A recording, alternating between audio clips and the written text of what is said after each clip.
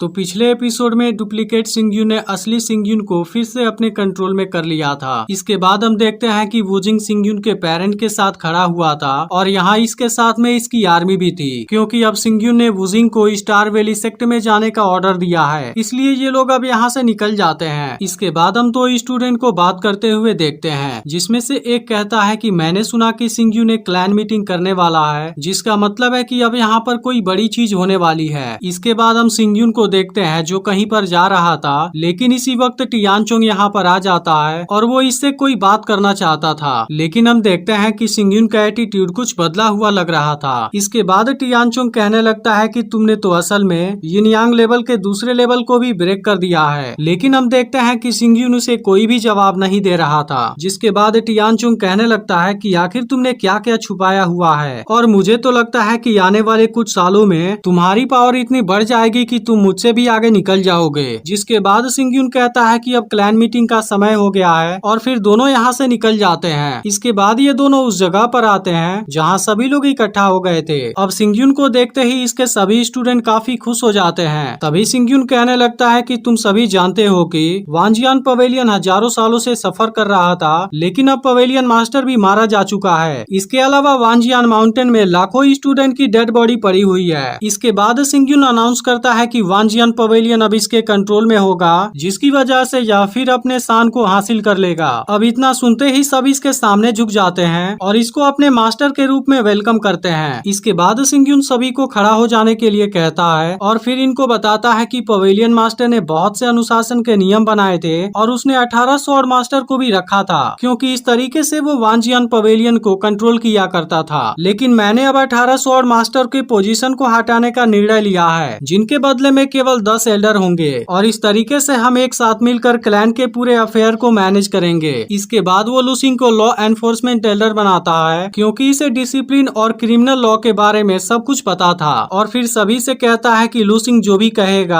उस बारे में मैं भी कोई चेंज नहीं कर सकता। इसके बाद सिंगयून सभी की सहमति के बारे में पूछता है, लेकिन कोई भी इस बात पर सवाल नहीं करता। इसके बाद सिंगयून ट्रांसमिशन डिवीजन के बारे में बात करता है, जो वांजियान पवेलियन के लिए बहुत ही इम्पोर्टेंट है, क्योंकि उसका पूरे वांजियान पवेलियन पर बहुत ही ज्यादा प्रभाव पड़ता है। इसलिए सिंगयून ने डिसाइड किया है कि इसे मैनेज करने के लिए 7 एल्डर होंगे, जो एक साथ मिलकर वहाँ के सभी मैटर को मैनेज करेंगे। इसके बाद सिंगयून बताता है कि इसमें गु शुआनचिंग, लूलिंग, लेफान, क्विंग सियाओ, क्विंग यो, क्वानयू और सियाओ हु होंगे। अब इस बारे में सुनकर कुछ लोग हैरान हो जाते हैं, क्योंकि इनको लग रहा था कि ये अभी बहुत यंग है, इसलिए ये लोग उसे अच्छे से मैनेज नहीं कर पाएंगे। तभी सियाओ हु सिंगयून से कहने लगता है कि मैंने तो अभी अभी वांजियान पवेलियन को ज्वाइन किया है, इसलिए मुझे यहाँ के बारे में कोई भी एक्सपीरियंस नहीं है। इसलिए मुझे लगता है कि मैं इसे अच्छे तरह से मैनेज नहीं कर पाऊंगा, जिसकी वजह से मैं अभी इसे एक्सेप्ट नहीं करना चाहता। इसके बाद लूलिंग भी कहने लगता है कि ट्रांसमिशन डिवीजन वांजियान पवेलियन के लिए बहुत बड़ी बात है, इसलिए मुझे लगता है कि इसे मैनेज करने के लिए मेरे पास भी बहुत कम एक्सपीरियंस है। यह देख बाकी स्टूडेंट भी सिंगयून से रिक्वेस्ट करने लगते हैं और कहते हैं कि आपको इस बारे में दोबारा सोचना चाहिए, लेकिन सिंगयून ने यह सारा डिसीजन बहुत सोच समझ कर लिया था। इसके बाद वो इनको बताता है कि पिछली रात मैंने स्टार वैली सेक्ट को जंगल में भेज दिया, और अभी कुछ देर पहले वुजिंग स्टार वैली सेक्ट में अपनी आर्मी के साथ गया है, क्योंकि अब स्टार वैली सेक्ट के 18 सिटीज भी इसमें शामिल होने वाले हैं, यानी कि वे सभी 18 सिटी भी वांजियान पवेलियन के अंदर शामिल होंगे। इसके अलावा अब 7 स्वॉर्ड इंटेंट को भी एक में मिलाना है। अब इसके इस डिसीजन के बारे में सुनते ही सब लोग काफी हैरान होते हैं और कहने लगते हैं कि ऐसा करके तो सिंगयून वांजियान पवेलियन का सबसे बड़ा जीनियस बन जाएगा। वहीं अब सिंगयून अपने स्टूडेंट से कहने लगता है कि अगर किसी भी स्टूडेंट में स्वॉर्ड इंटेंट की कमी हुई, फिर उसकी वजह से उसकी पावर कम हो जाएगी, और इस तरह से वो स्वॉर्ड प्रैक्टिशनर के रास्ते पर कभी भी सफल नहीं हो सकता। इसके बाद फिर सभी से कहता है कि मुझे उम्मीद है तुमको इस बारे में पता होगा, लेकिन आज भले ही तुम सभी की कल्टीवेशन लो है, लेकिन मुझे पूरा विश्वास है कि आने वाले समय में तुम बहुत ही पावरफुल और स्ट्रॉन्ग बनोगे। इसके बाद लूलिंग इसकी बात समझ जाता है और इसे समझाने के लिए सिंगयून को थैंक यू भी बोलता है। जिसके बाद लूलिंग और सभी स्टूडेंट एल्डर की पोजीशन लेने के लिए तैयार हो जाते हैं, जिसके बाद सिंगयून भी खुश हो जाता है। इसके बाद वो कहता है कि 2 डिवीजन की व्यवस्था तो हो गई, लेकिन अब आखिरी हाउसकीपिंग एल्डर के बारे में बचा हुआ है, और इसके बाद सिंगयून सिया किनचेंग को हाउसकीपिंग एल्डर बना देता है। अब इस बारे में सुनते ही सिया किनचेंग हैरान हो जाती है। तभी 2 स्टूडेंट बात करने लगते हैं कि वांजियान पवेलियन के प्रॉपर फंक्शनिंग के लिए इंटरनल अफेयर हमेशा दांव पर लगा रहता है। जिसके बाद दूसरा स्टूडेंट कहता है कि मेरे हिसाब से सिया किनचेंग की टैलेंट उतनी ज्यादा नहीं है, लेकिन फिर भी उसे इंटरनल अफेयर डिवीजन का जिम्मेदारी मिल गया है, इसलिए मुझे लगता है कि इंटरनल अफेयर को मैनेज करना